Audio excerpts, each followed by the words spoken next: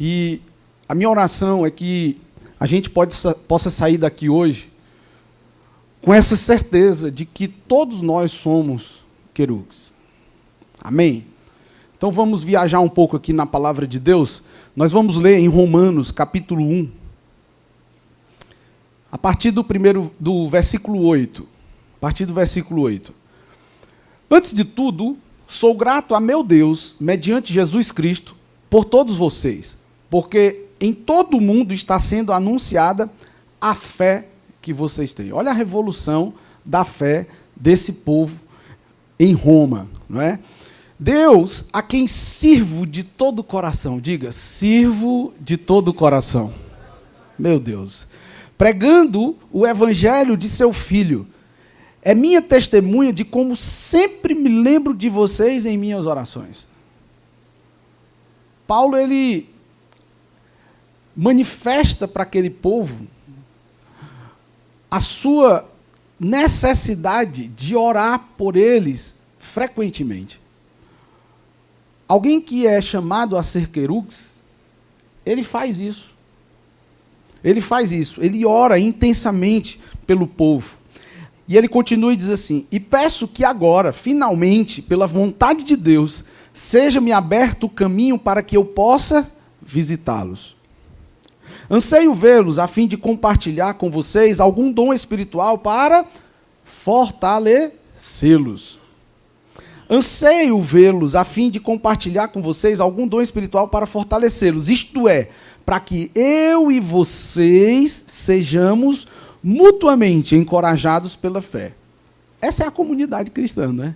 A gente está aqui para encorajar um ao outro, apesar das nossas falhas, apesar das nossas limitações, dos nossos defeitos, apesar dos nossos pecados, nós estamos aqui para encorajar-nos, para admoestar-nos uns aos outros. Quero que vocês saibam, irmãos, que muitas vezes planejei visitá-los, mas fui impedido de fazê-lo até agora. Meu propósito é colher algum fruto entre vocês, assim como tenho colhido entre os demais gentios. Sou devedor, diga, sou devedor. Tanto de gregos como a bárbaros, tanto a sábios como a ignorantes. Por isso, estou disposto a pregar o evangelho também a vocês que estão em Roma. Veja que forte. Paulo, ele afirma se sentir devedor. Devedor. Meu Deus. Pensa aqui nesses dois últimos versículos. Eu vou resumir esses dois versículos nessa frase. E eu queria que você repetisse comigo. Diga, sou devedor. Por isso estou disposto a pregar o evangelho. Uau! Eu quero conversar sobre um caminho que nós precisamos percorrer, que nós precisamos trilhar, que nós precisamos pagar um preço para poder alcançar esse nível de querubins. Diga, querubins. Olha só, Paulo se vê como devedor, por quê? Por que Paulo se vê como devedor? Porque ele se sente nessa responsabilidade, ele tem a compreensão dessa responsabilidade dada por Deus, para que ele compartilhe o evangelho. Por isso que ele se sente devedor. Olha a profundidade dessa revelação. Quando ele usa esse termo devedor, ele está falando sobre uma obrigação espiritual. Não é sobre uma dívida financeira, não é sobre uma dívida material, mas é sobre algo espiritual. Então Deus confiou a apóstolo Paulo o conhecimento da salvação através de Cristo. Assim também Deus nos confiou o conhecimento dessa salvação através de Cristo. É por isso que nós celebramos a ceia do Senhor, é por isso que nós anunciamos o Evangelho, é por isso que nós pregamos a palavra de Deus. E Paulo sabe, a ponto dele se sentir devedor, que esse dom precisa ser compartilhado. Esses dias a gente estava lá no show do Morada, e o Brunão falou algo lá que eu achei extraordinário. Eu me identifiquei demais com aquela pregação dele. Porque lá na cidade dele, a igreja deles lá é uma igreja muito bombardeada. E as pessoas olham e dizem, sabe, aquela igreja ali é a igreja da porta larga. Quando ele fala aqui, tanto a gregos como a bárbaros, os gregos eram pessoas consideradas culturalmente avançadas. Enquanto os bárbaros eram vistos como pessoas incultas, pessoas menos esclarecidas. E Paulo diz que com essa revelação, ele se sente escravo, ele se sente devedor, na verdade, para levar essa luz a todos indistintamente. E quando as pessoas olham e dizem, aquela igreja é a igreja da porta larga, o Brunão falou algo que me chamou a atenção.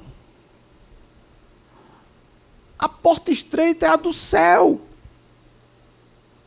Não é a da igreja.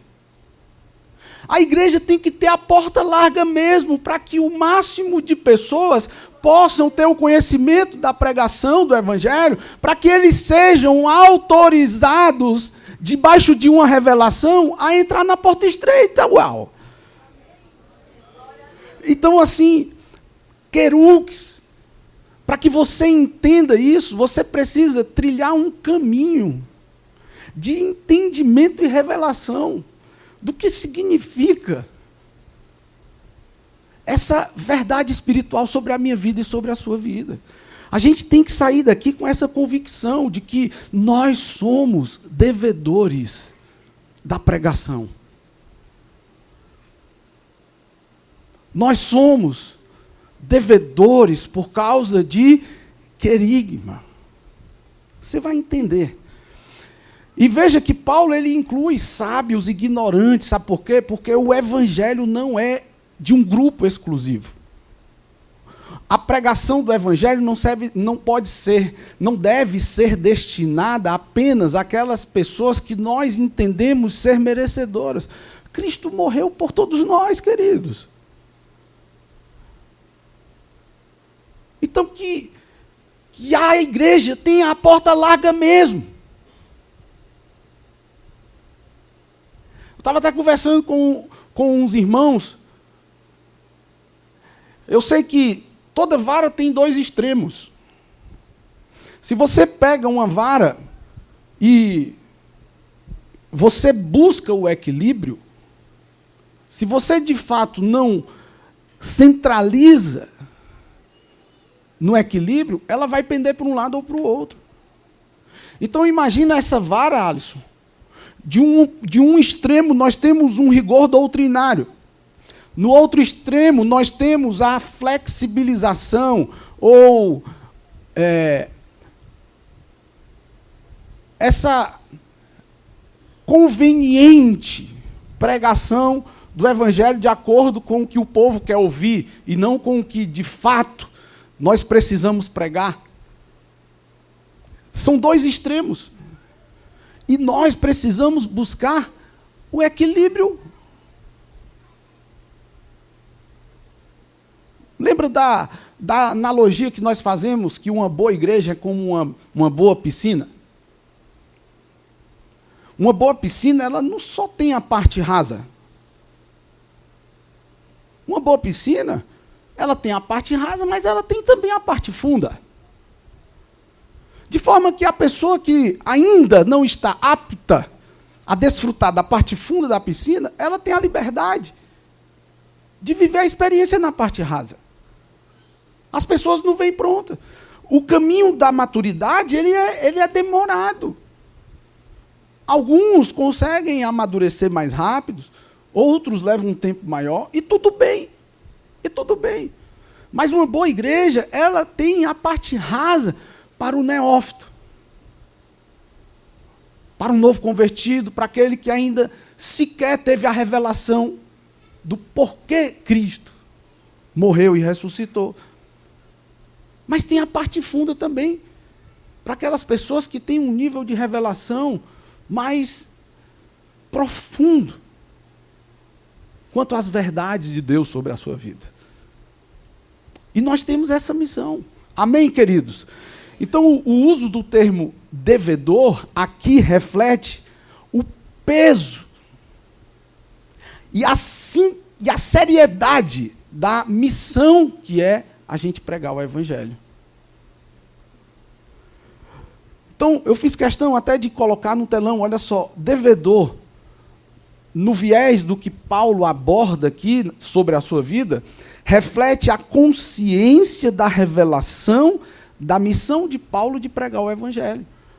Sábado, no dia aqui das 10 horas de louvor e adoração, a gente teve um problema num disjuntor ali do quadro de energia, e já era 3 horas da tarde, 2 e pouco, e eu saí atrás de um disjuntor.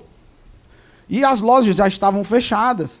E até que um dos vendedores que estava saindo de uma das lojas estava fechando, disse, olha, tem uma loja assim, ele me explicou que certamente lá ainda está aberto.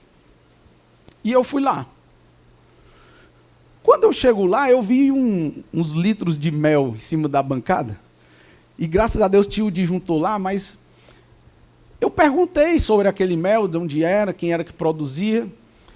E ali foi a porta de entrada, para que eu pudesse viver Querux. E ali eu comecei a evangelizar aquela senhora daquele comércio. E Deus me direcionou para a seguinte reflexão. Me diga uma coisa, o que é que te faz estar aqui, enquanto todas as outras lojas estão fechadas? Você está aqui trabalhando. Certamente você todos os dias abre e fecha a sua loja. E eu pergunto mais, por que você tolera abuso dos seus clientes? Porque você tem revelação de algo. Você sabe da importância do seu negócio. Você sabe o quanto é importante você tratar bem os seus clientes, mesmo que eles não te tratem tão bem assim. Porque você tem um propósito maior. Você está focada no todo e não somente naquela situação específica. E aí a gente pôde compartilhar muito sobre o Evangelho com aquela jovem, convidei para a igreja, e foi uma bênção. Mas o que é que eu quero chamar a atenção para você? Quando nós temos revelação do propósito, a gente se submete aos processos. Então, a ideia aqui é que você tenha a revelação do grande comissionamento que Deus colocou na mão da igreja. Como o próprio apóstolo Paulo experimentou a graça de Deus, ele entende que ele é devedor de levar essa mensagem para as pessoas. E às vezes a gente está vivendo o primeiro amor e a gente até se empolga além da conta. A gente acaba até sendo invasivo demais muitas vezes. Eu pisei muito na bola, na minha ansiedade de ver as pessoas desfrutando dessa revelação transformadora também. Talvez você também, ao invés de atrair as pessoas, acabou repelindo pela forma intensa que você queria manifestar do amor de Deus na vida das pessoas, não é? Mas o fato é que Paulo, ele teve revelação. Então, quando nós temos revelação do quanto nós fomos amados, a gente ama nesse nível de amor ágape, nesse nível de amor incondicional. É por isso que nós temos no nosso meio homens e mulheres que destinam horas e horas e horas da sua vida discipulando pessoas, dedicando do seu tempo, renunciando momentos de lazeres para poder auxiliar pessoas a resolverem situações na sua vida, para que ela veja sentido no viver. Vocês estão comigo? Amém? Então, olha só, esse senso de dívida está ligado à sua compreensão da graça de Deus, que o resgatou, e não somente isso, ele te transformou para que ele pudesse ser um instrumento na salvação de outras pessoas. É por isso que Paulo se vê devedor. Deus tem um propósito na sua vida, meu irmão. Deus, ele não te chamou à consciência dessa graça para tu ser um esquenta-banco de igreja.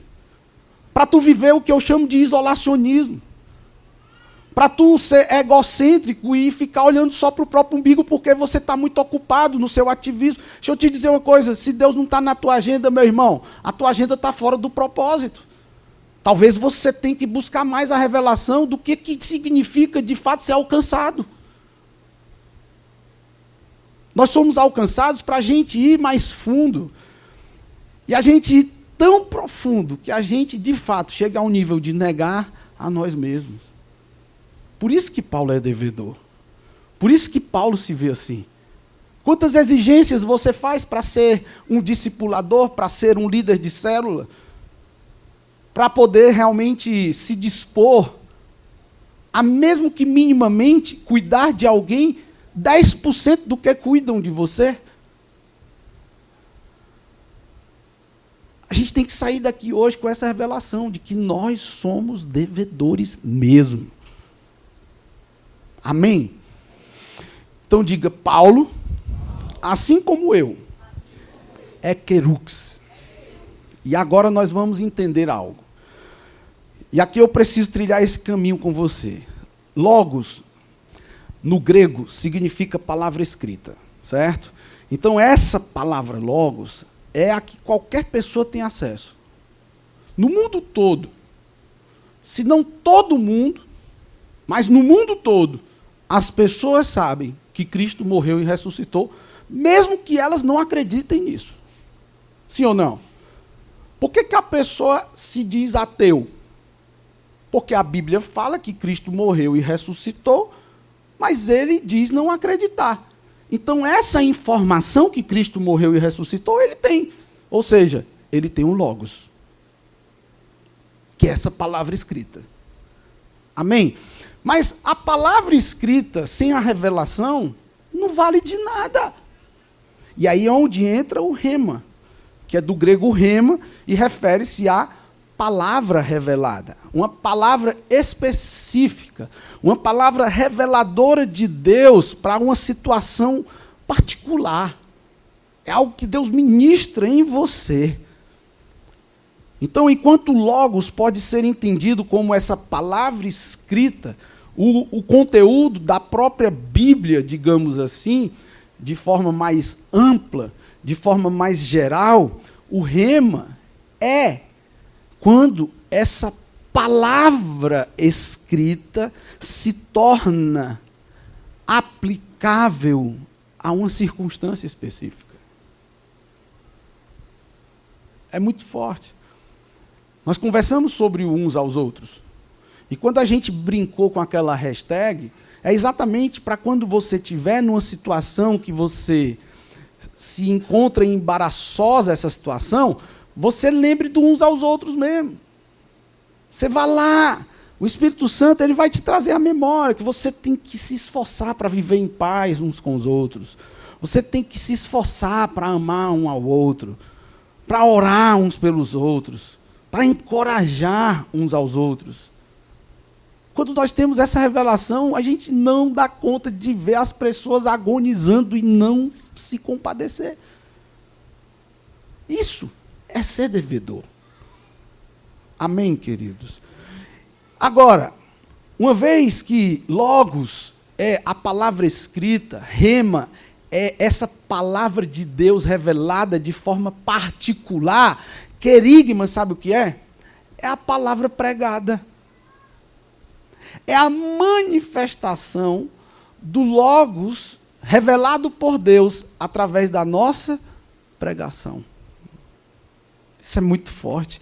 Então, o querigma, do grego querigma, refere-se à proclamação, diga proclamação, pregação da mensagem do Evangelho. É isso.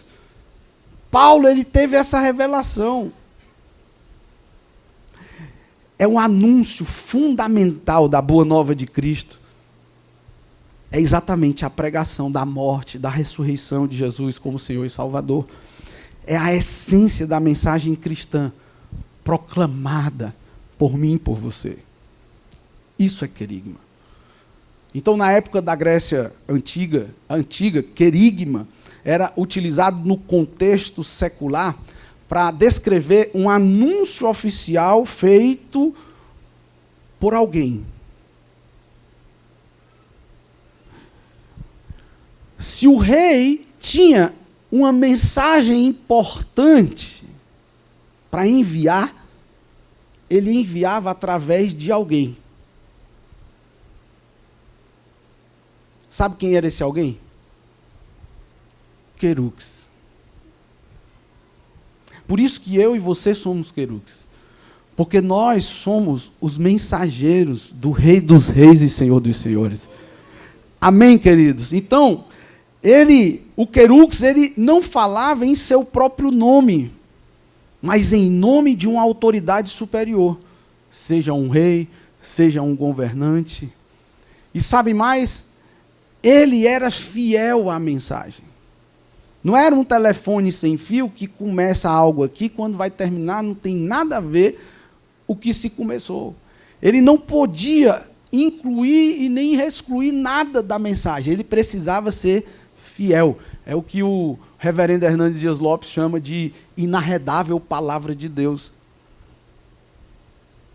Por isso que a gente não pode nem desenvolver um padrão de rigor doutrinário para manter um estilo religioso, um padrão que foge muitas vezes da própria palavra, para gerar uma sensação de santidade. Não podemos. Da mesma forma como querux, nós não podemos flexibilizar a palavra a ponto de desenvolver um evangelho conveniente. Em nome da diversidade. Vocês estão me entendendo? A porta é larga, mas a palavra é uma só. E a nossa oração é para que as pessoas, através do Logos, recebam o rema e manifeste querigma através do querux, que é ela mesma. Isso é muito forte, cara. E quando ela tem revelação disso, sabe o que é que acontece? Ela se vê devedora, tanto de gentios, como de gregos. Seja rico, seja pobre. Seja bem vestido, seja mal vestido. Seja feio, seja bonito. Seja culto, seja inculto. A palavra ela não é seletiva. Por isso que eu continuo afirmando, sem medo de errar. Qualquer um que queira, pode vir. Porque o Logos vai ser pregado. E o rema vai vir sobre a vida dessas pessoas. Amém? Aplauda ao Senhor em nome de Jesus.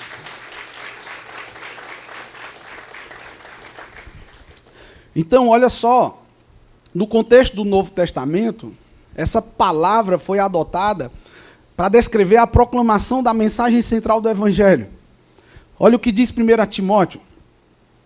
Pois há um só Deus e um só mediador entre Deus e os homens. O homem, Cristo Jesus, o qual se entregou a si mesmo como resgate por todos. Esse foi o testemunho dado em seu próprio tempo. Para isso, fui designado pregador e apóstolo mestre da verdade, da verdadeira fé aos gentios.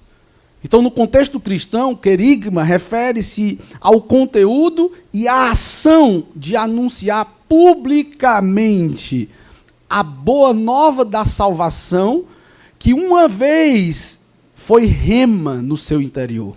E a partir daí você se vê devedor dessa necessária proclamação das boas novas.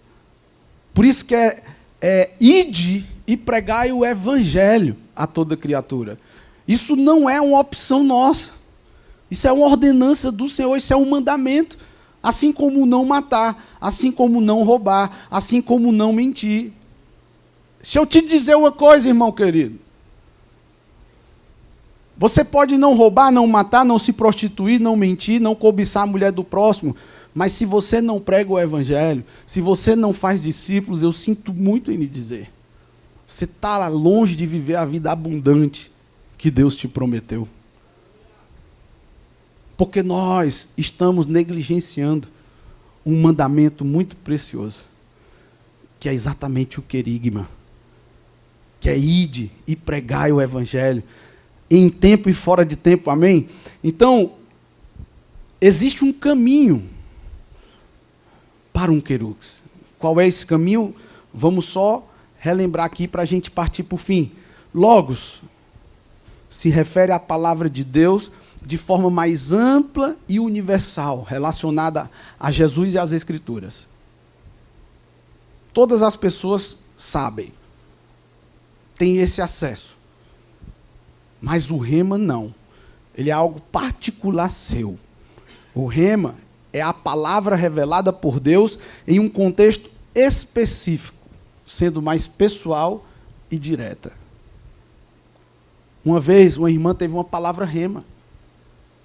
Ela chegou para mim e disse: pastor, eu estou tão feliz. Eu, que bênção, irmã, glória a Deus.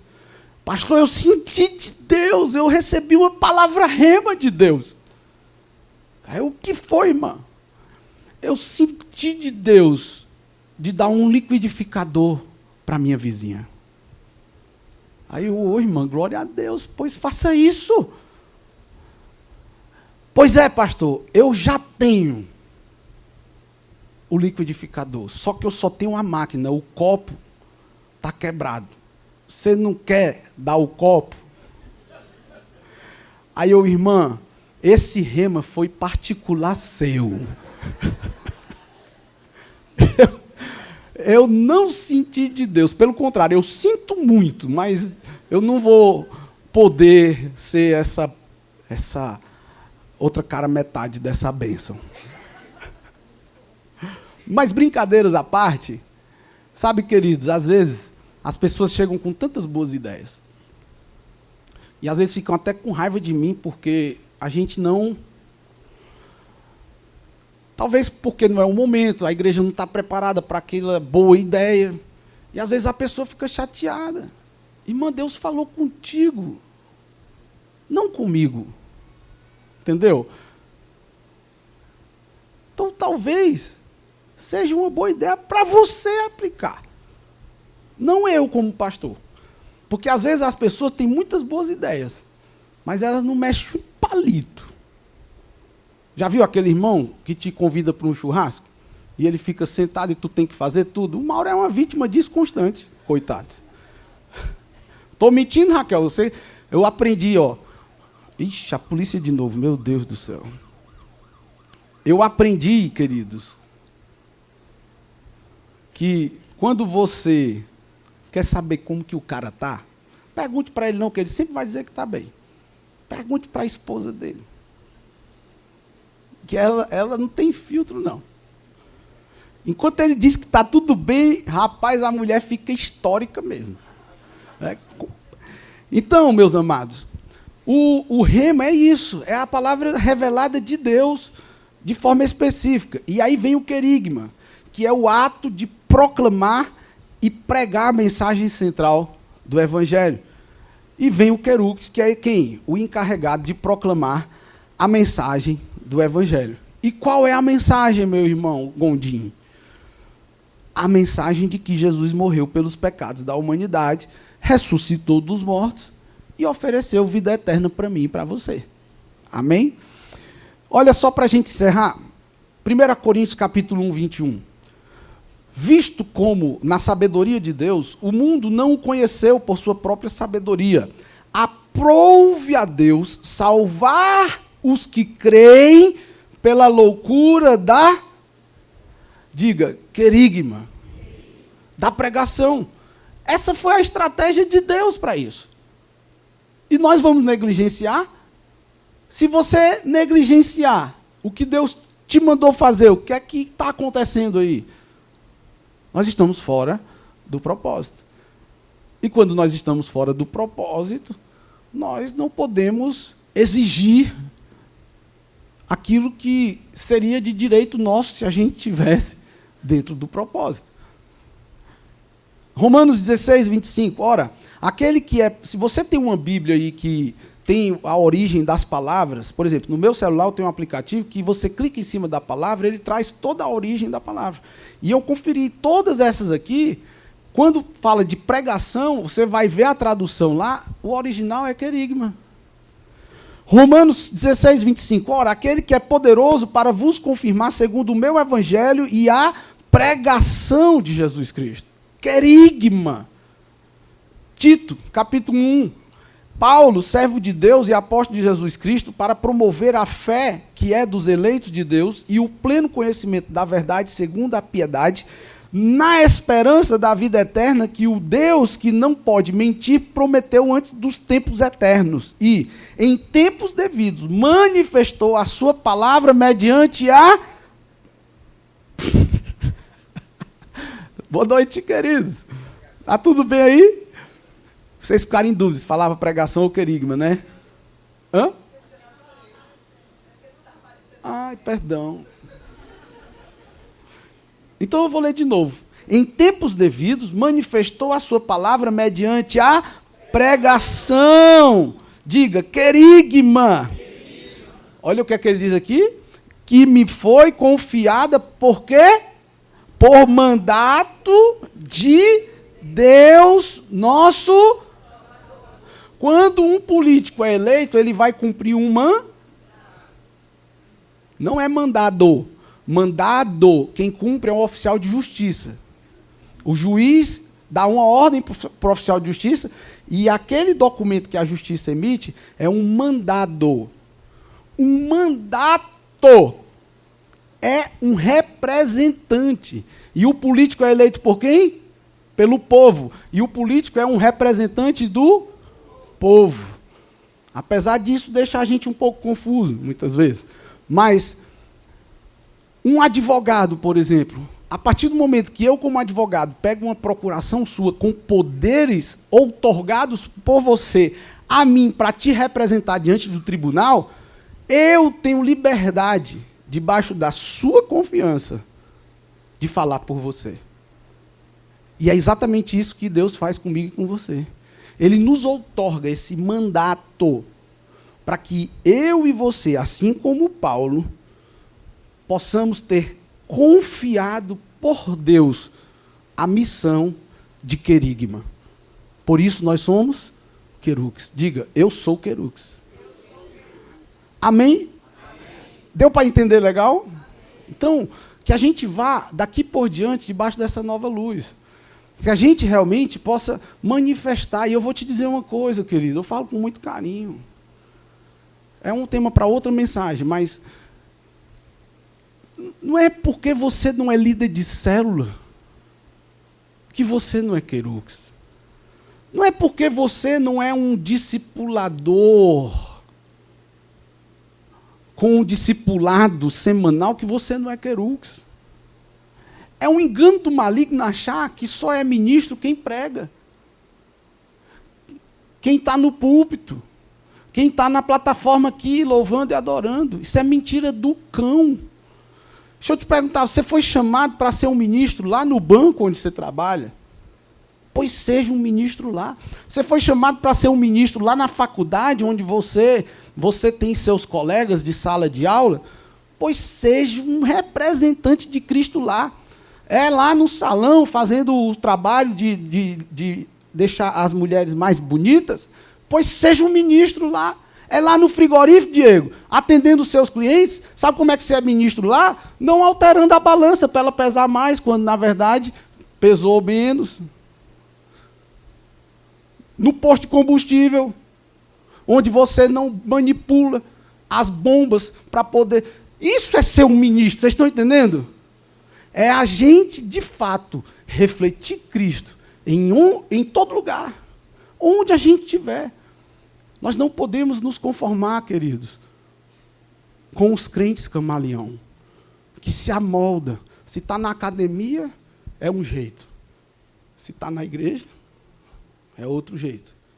Se está... Meu Deus do céu! Vocês estão comigo, amém? Então diga, eu sou querux. Onde quer que eu esteja. Aplauda ao Senhor, fique de pé para a gente orar, aleluia. Glória a Deus.